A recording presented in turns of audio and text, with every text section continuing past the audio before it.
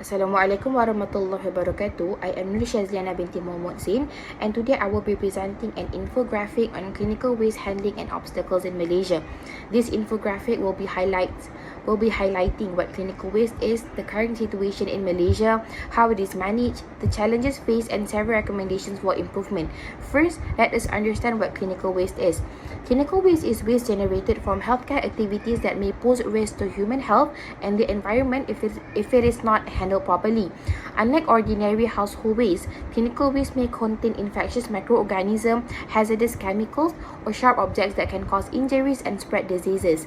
Some common examples include blood and body fluids, used dressing and swabs, needle and syringe, laboratory waste, and pharmaceutical waste such as expired medicines. Therefore, proper management is essential to protect healthcare workers, patients, waste handlers, and also the surrounding environment. Now, let's look at the current clinical waste situation in Malaysia. Malaysia generates approximately 8,000 tons of clinical waste every year, and this amount continues to increase due to the growing demand for healthcare services.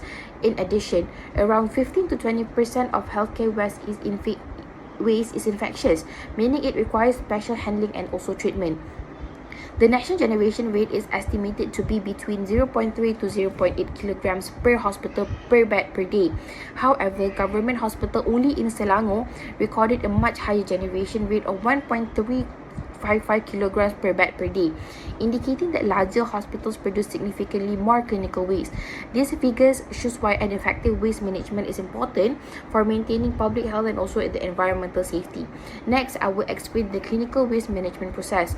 The process begins with segregation, where waste is separated at the point of generation according to its category. Proper segregation prevents contamination and also ensures that each type of waste receives the correct treatment. The second step is collection, where infectious waste is placed into yellow clinical waste bags, while sharp objects such as needles are disposed of in puncture-resistant sharp bins. The waste is then transferred to temporary storage areas. In smaller hospitals, cold storage may be used to minimize decomposition, unpleasant odors, and also bacterial growth before transportation. After that, the waste is then transported using dedicated carts or trucks, or specially designed lorries to licensed treatment facilities. The most common treatment method in Malaysia is incineration, where the waste is burned at high temperatures to destroy harmful pathogens and significantly reduce its volume. Finally, the remaining ash is disposed of safely in a secured landfill, ensuring that any remaining residues do not contaminate the environment. Now, let's identify the major hospital units that generate clinical waste. These include the operation theatre, intensive care unit or ICU, maternity ward, emergency department, and dengue ward. These departments perform procedures that involve blood, body fluids, injections, surgeries, and also patient care, which naturally produce larger amounts of hazardous and also infectious waste if we compare to another hospital units. Despite having a very structured management system, Malaysia still faces several challenges in clinical waste management. The first challenge being poor waste segregation, where clinical waste is sometimes mixed with general waste or sharp objects are disposed of incorrectly. This increases the risk of injury and also contamination.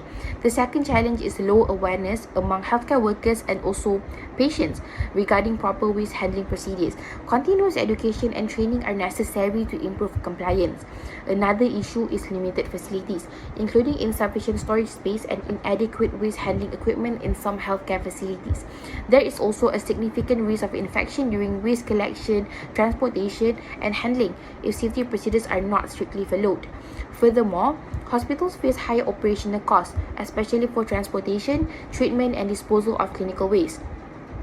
Managing hazardous waste requires a very specialized equipment and licensed contractors, making the process itself very expensive. Lastly, the waste management system involves complex procedures and regulations with multiple agencies responsible for monitoring compliance, resulting in extensive documentation and also administrative work. To overcome these challenges, several recommendations can actually be implemented. Firstly, hospitals should strengthen their waste segregation practices by ensuring waste is separated correctly at the source. Secondly, regular training and supervision should be provided to healthcare workers so that they fully understand proper waste management procedures. Thirdly, public awareness programs can educate patients and visitors, including staffs, about the importance of proper waste disposal. In addition, healthcare facilities should upgrade their storage areas and waste handling facilities to improve efficiency and safety. The government may also consider reviewing waste management policies and service charges to better support hospitals in managing increasing waste volume. Finally, hospitals should promote waste minimization, recycling where appropriate, and explore alternative treatment technologies to reduce reliance on incineration.